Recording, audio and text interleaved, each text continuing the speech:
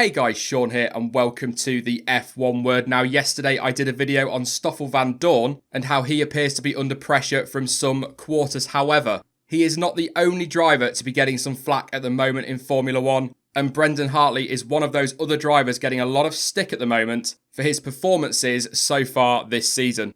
There were even reports a couple of weeks ago that Pascal Wehrlein is being lined up to replace Hartley from the Canadian Grand Prix onwards. And over this last weekend, reports in France are claiming that Robert Kubica is being lined up to take that possibly vacant seat.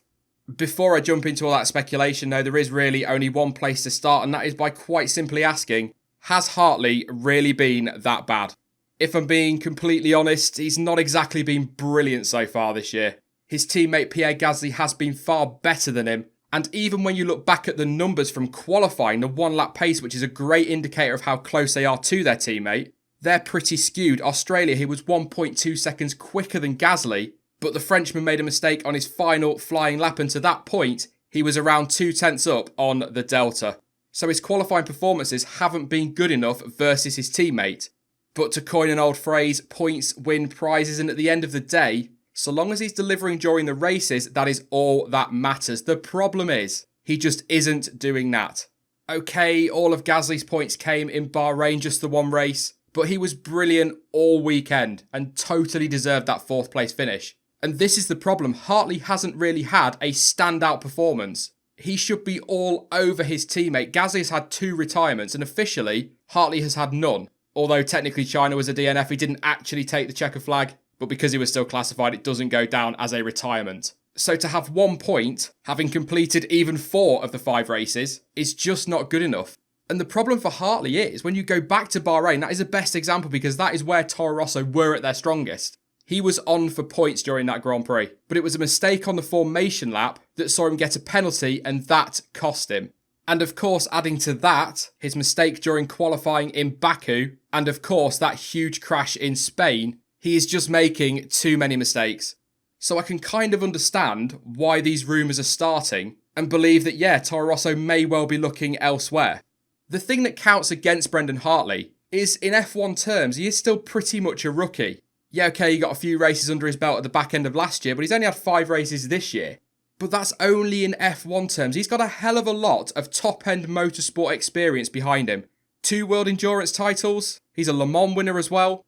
And so that is why I don't think Toro Rosso are willing to give him the time that they gave to, say, Buemi in the past, or Sainz, or as they are for Gasly now. Because they're kind of looking at it as he should know better, which I totally get. But if all these rumours are true and Toro Rosso are genuinely looking for somebody else, who realistically is there to fill that seat? As I said towards the start of the video, Pascal Wehrlein has been mentioned. That came from David Croft and Martin Brundle during Sky Sports commentary a couple of weeks ago. Apparently they'd heard a rumour in the paddock that Pascal Wehrlein was being lined up to replace Hartley from Canada onwards. And then according to yet more reports, this time over the weekend and over in France, Robert Kubica is already beginning negotiations with Toro Rosso about a race seat this season. And they are also basically saying that Toro Rosso are not happy with Hartley, they are already losing patience with him, and they are not willing to give him the time to recover effectively. But I don't see either of these deals happening. Look at Kubica. Yes, he's been very, very impressive versus his teammates this season. He showed his pace. And many people, going right back to January, believe he should have been given a Williams seat anyway. But for starters, I don't see Williams being willing to let him go. They need him in that team. That experience is going to be so key for them this season when you consider the lack of experience for Stroll and Sirotkin. But ultimately, and this applies to Wehrlein as well, Toro Rosso generally promote from within their young driver programme. So it would be expected that if they did axe Hartley, they'd dip into that programme, bring another youngster through and give them their chance. But who is there in that programme that is ready to step up? I can't really think of anybody. Dan Ticktum is a name that's been thrown out there, but I don't think he's ready yet. I mean, he's a very good driver. He's had a good start to the season with Euro F3, but I certainly don't think he's at Formula 1 level yet. Perhaps even Sean Gelael could be an option for them. Not part of the young driver programme, but he did just take part in testing for them in Spain, so that's a possibility. And when you now consider the ties that Toro Rosso have got to Honda, I think it is more likely that Tadasuke Makino or Nerei Fukuzumi will be given that chance. Fukuzumi, of course, is the most likely option because he's got those ties to Red Bull. He's not part of the Red Bull driver programme as such, but last season he was made a Red Bull athlete. But neither Makino nor Fukuzumi can be in the frame for that seat until next season because they do not have enough points on their super license. Towards the back end of last week, Honda were talking about their plans for future talks with Red Bull, and they made it quite clear that they wanted one of their young drivers to be given a chance in Formula 1. That, for me, is the more likely option. The other problem with Wehrlein, of course, is that he's already racing in DTM, he's got a lot of Mercedes ties, and he's being heavily linked with that Mercedes seat in Formula E next season. Would I love to see Robert Kubica racing in Formula 1 again? Of course I would. And everybody already knows that I do rate Wehrlein, which does seem to wind a few people up, but that's my opinion. I think he's a good driver and probably should have a seat this year. So either of those drivers are more than good enough to sit in that Toro Rosso, and I think it would be brilliant to see either of them do so. But as far as I'm concerned, I just can't ever see this happening. Maybe you feel differently. Perhaps I'll be proved wrong in a couple of weeks' time. But for me, as I've already said, if they do drop Hartley, it's Makino or Fukuzumi to take that seat. But not until next season.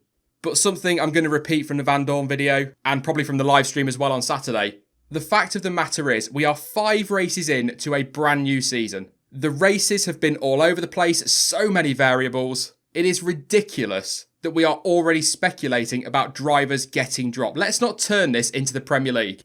No, Hartley hasn't had a particularly brilliant start to the season, but there are drivers out there with a lot more experience who have had a worse start to the year than he has, and they're probably going to see out the season. The problem for Hartley versus, let's say, Grosjean is that Toro Rosso have already shown many times they are more than happy to drop a driver at a minute's notice and replace him with somebody else. They don't often give you too many chances. He has got to come out fighting in Monaco because next up is Canada. So this could well be his last race weekend.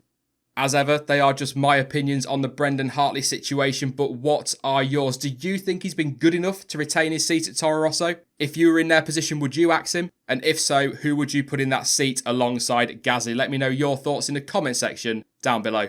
I will be back tomorrow with the Monaco Grand Prix preview a little bit earlier in the week than usual because Monaco likes to be special and have practice on a Thursday. But in the meantime, you can follow me on social media. Links to Twitter, Instagram, Facebook and to Discord are all in the description down below. But as ever, thank you for watching. I've been Sean. This has been the F1 Word. And until next time, goodbye.